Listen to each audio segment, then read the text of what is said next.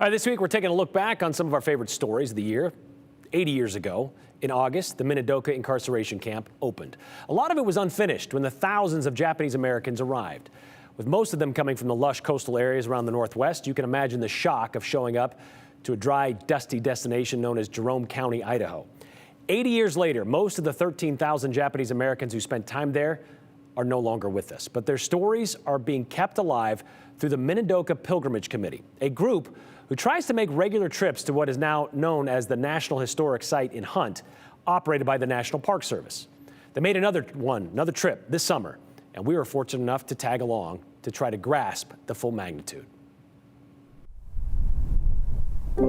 It's the first sight you see at the west entrance, much like those who arrived 80 years ago, to what was then called the Minidoka Relocation Center. The guard tower, one of 8 that once watched over the property. Then the Lava Rock Guardhouse. Kind of bar that would have been here, right? And a gate. Which controlled who came in. And a check-in point. And who came out. And keeping them in, the barbed wire. Wrapping the perimeter, a fence which wouldn't be in place until months after people moved in. You can see why Relocation Center would be renamed and better known as Incarceration Camp. So if you want to come a little bit closer, I want to re-welcome everybody here to Minidoka National Historic Site. Kurt Ikeda is the Director of Interpretation and Education at Minidoka. 120,000 people of Japanese ancestry were incarcerated during World War II. Kurt's job is to explain how Japanese Americans, over 13,000 who were incarcerated here at Minidoka during the 3 years of operation, forced to live here. The majority being from the Pacific Northwest, Seattleites, Portlanders, 135 folks from Alaska. Transformed 33,000 dusty, desolate, high desert acres into fertile farmland with more than 640 buildings. Packed, 40 feet in between these barracks, 40 feet, 40 feet, 40 feet. A self-sustained city, sort of. The water systems were not ready until October here, 2 months after construction. That in 1943 would have been Idaho's 7th largest. Today, we have block 19 right over here on this map showing you kind of how far Minidoka was. The National Historic Site is reduced to just 73 acres, with only 6 original buildings. To my right-hand side, the root cellar, which we'll walk to. Along with divulging dramatic numbers. A 20 by 120 size barrack would have been where our families were incarcerated. Kurt likes to ask how many of his visitors are here for the first time. You said block 42. Can I ask you why that specific block? Oh, that's where my family was. This group, though, they've been here before. This would be Barrack 1 right here. That was my home. Yep, yeah, Barrack 1 right over here. You're absolutely right. Yeah. Eugene Tagawa arrived in 1942 with his parents and 2 older sisters. I was born in June of that year, so I was, like 3 months old when I came here. My younger brother was born here. Eugene was too young to remember much about his time at camp. And we'll go into enter the barracks. But that's why he keeps coming back. Oh, absolutely. Every time is a new experience because the people are different. Since 2009, Eugene has been part of the Minidoka Pilgrimage Committee. Dozo.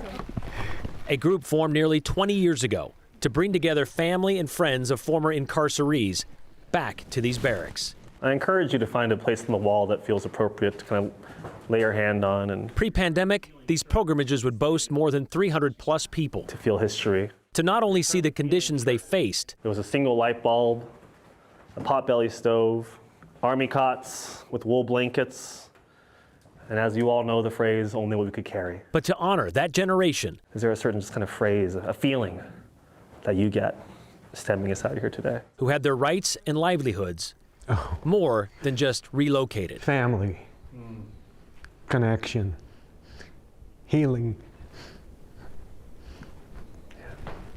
I could feel that. I could feel that in your voice. I could feel that in this space. Eugene has been back about a dozen times, and it's all still as fresh as the first. The first time I came on the pilgrimage, I met this man that I'd known when I was in junior high school as a church leader.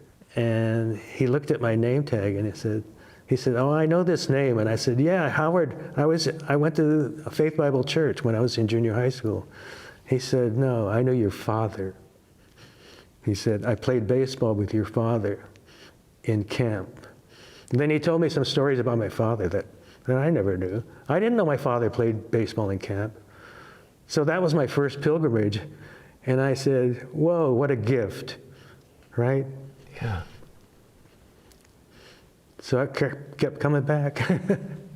And why Eugene is so encouraged to see the younger generations alongside. Well, the barracks are just the most intimate spaces, right, that were in these concentration camps. Aaron Shigaki's family spent nearly 3.5 years at Minidoka. I guess I can just feel the energy, and I just think about my family and the things that they endured. Her grandfather's bitterness led them to being one of the last to leave. He was just so angry the whole time, and he was one of those guys who was like, we leave when they kick us out. It's that strength of character Aaron wanted to commemorate when she joined the Pilgrimage Committee almost 10 years ago. You know, I also realized that I didn't know a thing. You know, there was like a paragraph in my 8th grade Washington State history book. When we think about Minidoka, we think about dust, we think about lack of privacy. Oh, there's certainly a lot to learn about Minidoka.